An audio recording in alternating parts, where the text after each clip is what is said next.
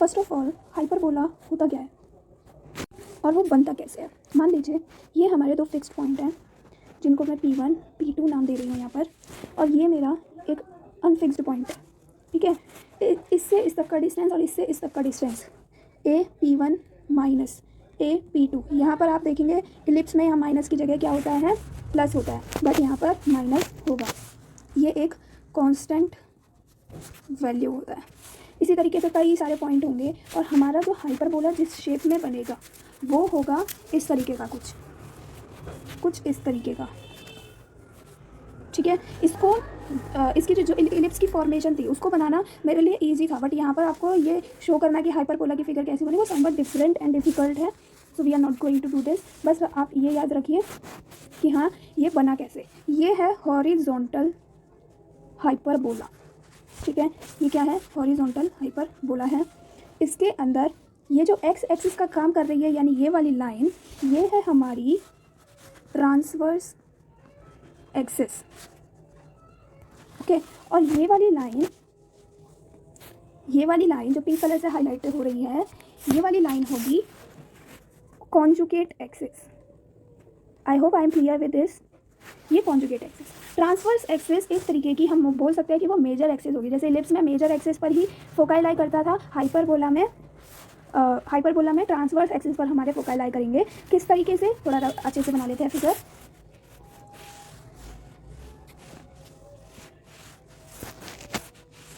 इसमें यहाँ पर ये जो पॉइंट होगा ये होगा F1 और ये होगा F2, ठीक है। ये होंगे हमारे वर्टिसेस, और वर्टिसेस के बीच का जो डिस्टेंस होगा वो होगा सेंटर से A, ये सेंटर है, ठीक है, 0,0, ठीक है। और ये भी A होगा, और टोटल जो होगा वो 2A होगा।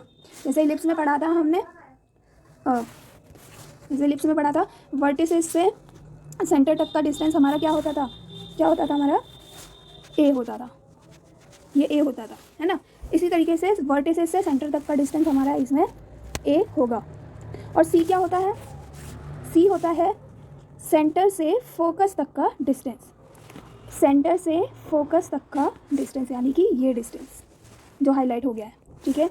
और जो हमारा A है वो था ये, और जो हमारा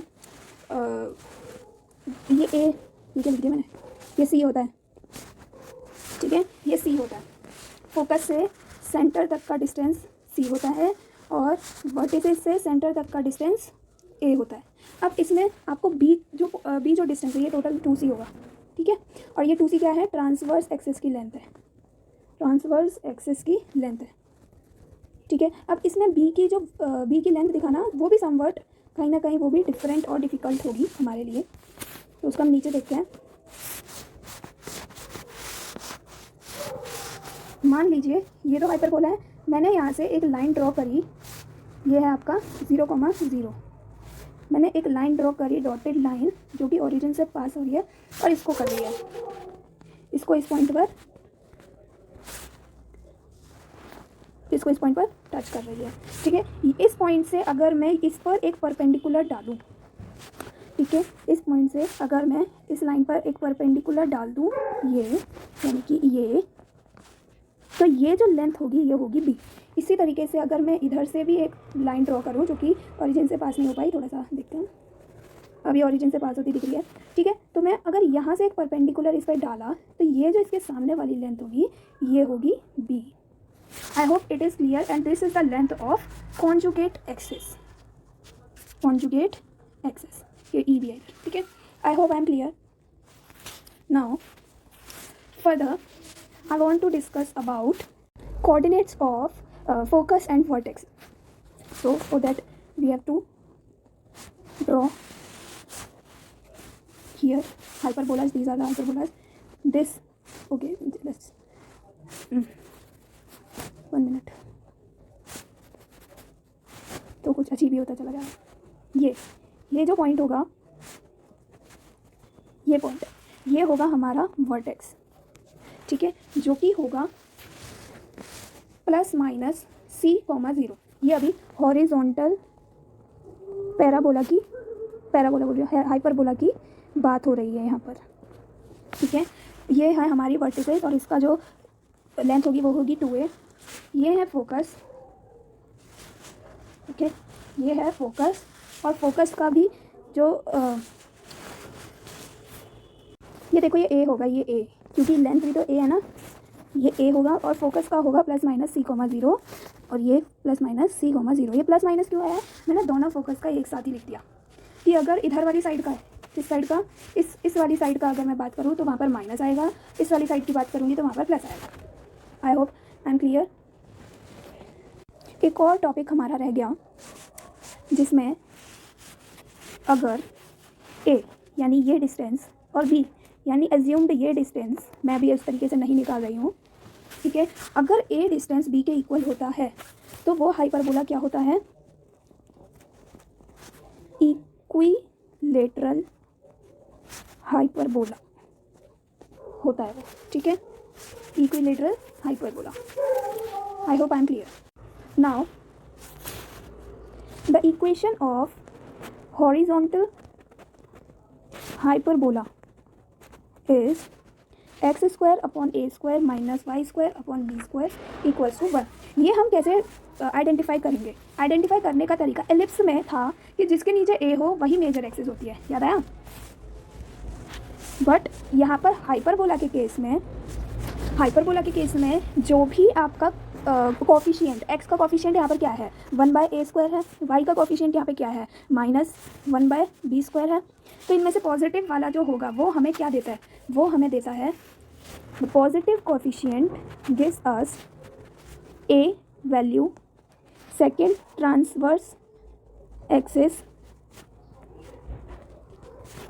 फोकाई लिखेंगे हम यहाँ पर, ठीक है। जो पॉजिटिव कोफिशिएंट होगा वो हमें ये सारी चीज़ें देगा, इन्हें हमें ध्यान में बहुत अच्छे से बिठा लेना है, बहुत इंपॉर्टेंट चीज़, ठीक है।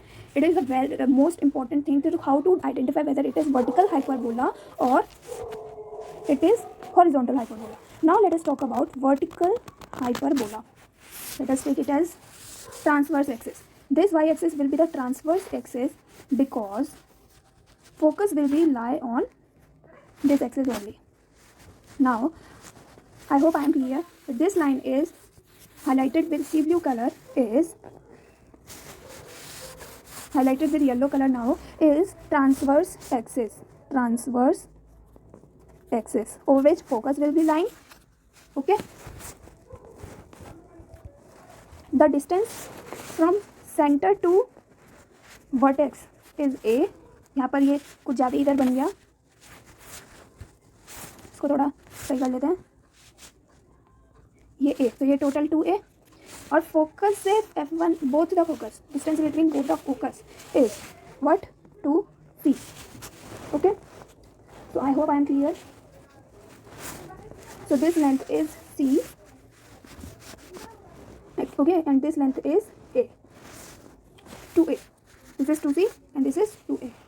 So now the equation of vertical hyperbola is y² / a² - x² / b² = 1। इसमें y का जो कोफिशिएंट है वो है 1/a², इसमें x का जो कोफिशिएंट है वो है -1/b²। यहाँ पर 1 जिसका कोफिशिएंट पॉजिटिव उसके अलोंग हमारा हाइपरबोला। यहाँ पर y का कोफिशिएंट पॉजिटिव यानी कि हाइपरबोला y के अलोंग बनेगा। अगर x का पॉजिटिव, जो भी हमारा फर्स्ट वाला केस था, कुछ ऐसा वाला, ठीक है, ऐसा वाला, ये था हॉरिजॉन्टल एक्सिस का। So I hope I am clear with all this. So this was only for today. Thank you.